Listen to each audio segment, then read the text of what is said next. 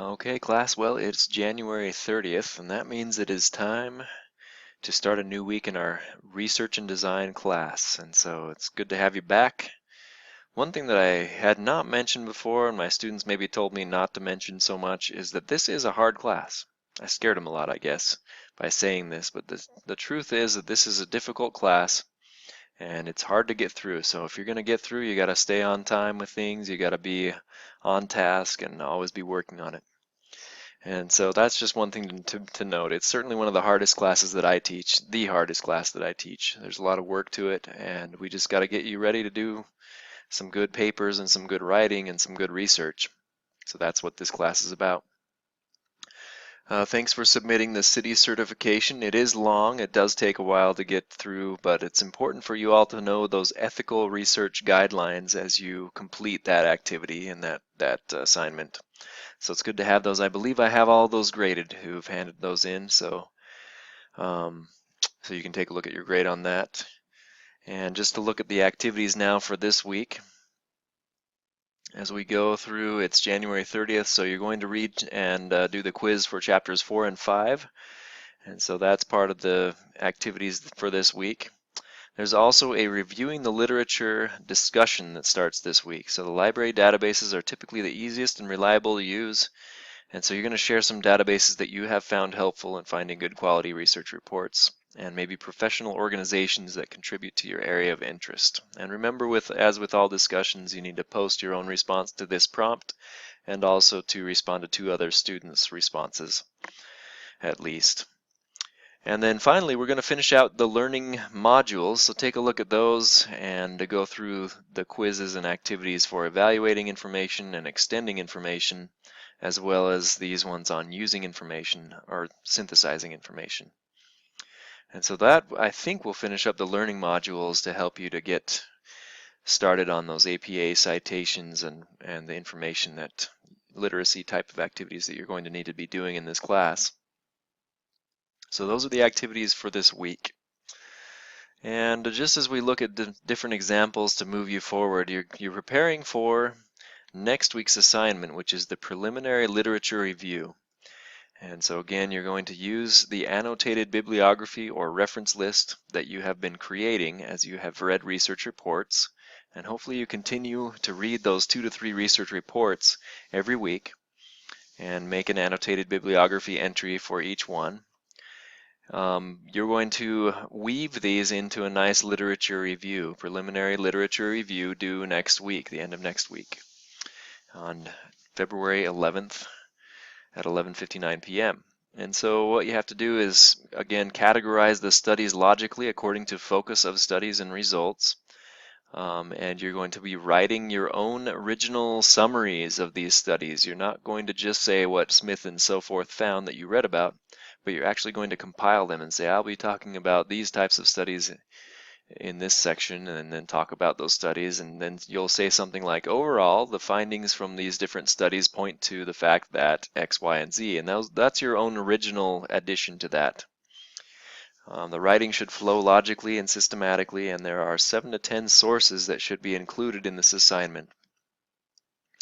So this is your preliminary lit review. You'll do a final one with 15 sources later on in the semester, but this is an opportunity for you to gather a preliminary one. That way you're not heading down a path that won't work for a research proposal, because you've already looked into the literature, you've already found out what studies have been done, and this will help you to gain a greater idea of the path that you need to go upon to do that.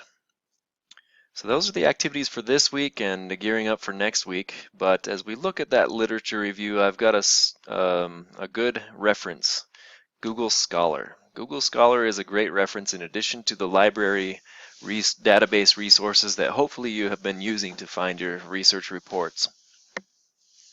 So I'm just going to look up a few items from here, and this is how I might create a annotated bibliography from some sources with Google Scholar. It's a nice source of information. So let's, I'll look up interactive whiteboard practice.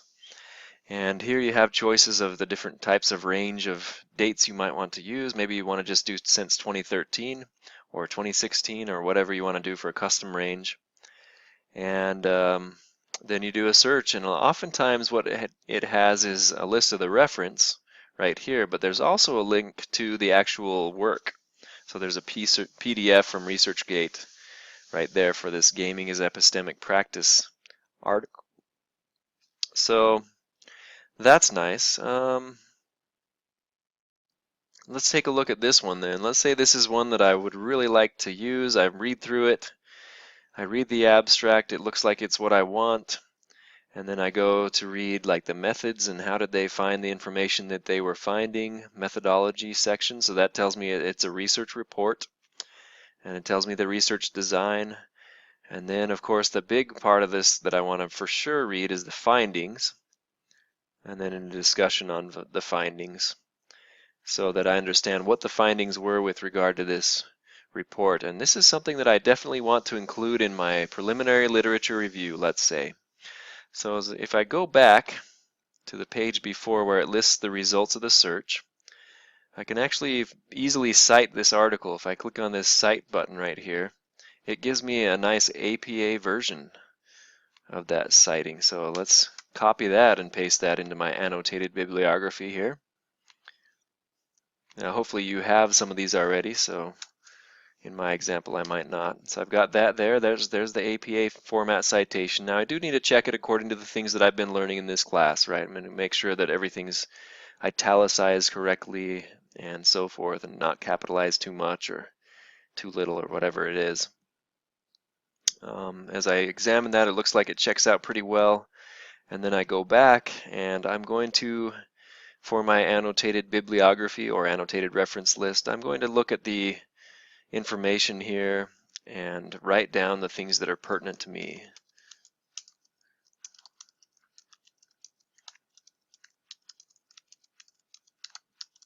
And so I write about how it was conducted in Turkey and what the methodology was and what the findings were. Methods and findings are kind of the two main areas that you need to make sure are in every bibliography entry for your annotated bibliography. So that's how I would do it, and then I might find another source, read through that. I mean, it does take some time and work, but read through it and then add in that new reference there and add in the information about it. Obviously, this would have a lot more information once I'm done with this process. One way to look at this too is here's an example annotated bibliography for a sample. You know, your next step really is to weave all of these different annotated bibliographies into a nice final literature review, meaning that you have to interweave them. You know, you have to find what findings were similar, what findings were not similar from the different research studies, and weave them into a nice narrative of your own that talks about what findings were similar and what findings were different, and maybe speculate on why, but maybe not too much of that. So the trick would be to take something like this that you have created then for the literature, for the annotated bibliography, and then make it into a literature review. So in order to do that, you might write something like this. You might start out your literature review by writing about how I'm going to be examining this area of interest that I have here. First, we'll talk about studies that discuss, well, let's pretend it's athletic performance, since that's a recent example in mind. First, we'll talk about studies that have discussed the importance of vertical jump and have studied how to increase vertical jump with weightlifting techniques. And then you might mention something like Bozarth and then put the APA citation in there. Found that weighted jumps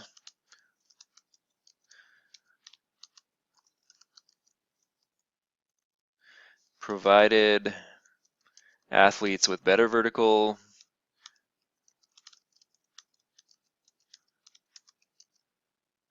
jump outcomes than Olympic lifts. And then with your preliminary literature review, you always want to talk a little bit about the methodology in each study. You want to say, well, okay, how did they find this out? Well, they had two groups, and one group did Olympic lifts for 3 weeks, and another group did weighted vertical jumps or something like that. And so you want to talk about the methodology and the findings of each study. But you don't just want to talk about each study. You also want to weave them together. And so there may be other studies that someone else did, and you'll put that together here in another paragraph or two, or however long you need to talk about each one. But for each study, you want to talk about the methods in the study as well as the findings.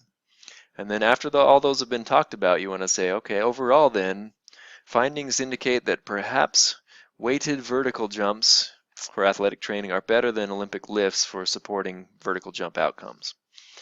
And that's your own writing. That's your own original findings from all the things that you've been reading. You're kind of summing up what you've read. So hopefully that gives you a little bit of an intro about how to start piecing together a literature review. And there are example literature reviews in the class that you can read through so that you understand how they kind of go together. If you go to General Class Items in the content area, and there are sample papers, and I think each one of these has a literature review in it, except for maybe some of the sample papers provided from the OWL, these first couple, because they might just be samples and not have the narrative part of it. And so those are some example literature review items that you can look at as well as you prepare your work and want to see some examples. But I think next week I'll also provide some sample lit review papers from previous classes that have scored pretty well so that you see how they're put together as well. So I'll probably add that into next week's content pretty early in the week. So I'll probably put it first there. So that's something to be aware of. Now, as just kind of an interesting side note to our class, there's been a lot of talk about fake news, especially during this recent election time. There's been a lot of fake news posted on Facebook or in other places. So I have this fake news handout, and it doesn't look very nice this way. I need to view it as a page here. So our library has provided us an interesting. So anyway, like I said, the library has provided us with this nice little handout about fake news and how to protect yourself. So fake news has been literally all over the news, and you can spot a fake news story by looking at some of these items. Look at what you're reading. Where is it from? Were you redirected to a different website? Read the entire article. There's often some exaggerations or lies about the truth in the title. And nowhere is this more apparent, it seems like, than in social media. Check and see if the news story is on any other sites. That's a great one to do, to check and see if there's any other site that actually reports that same news story. And then think, just because it's on social media, it is not necessarily true. So it's interesting to think about the fake news that has come out, but it has a lot of relationship with what we talk about in our class. Because we are learning about how to explore and look into different studies that are out there and really discern what is truly a research report from just what someone thinks about things or an opinion about things. A lot of the tools that we present and talk about in this class will help us discern between those two types of information and determine whether it's fake or real. And so a lot of the tools that you're using right now to develop your literature review will help you do this. So that's just a little aside about fake news and how the information and learning that you do in this class can help you to overcome being duped by the type of news that comes out there that's not true. Okay, well, have a great week.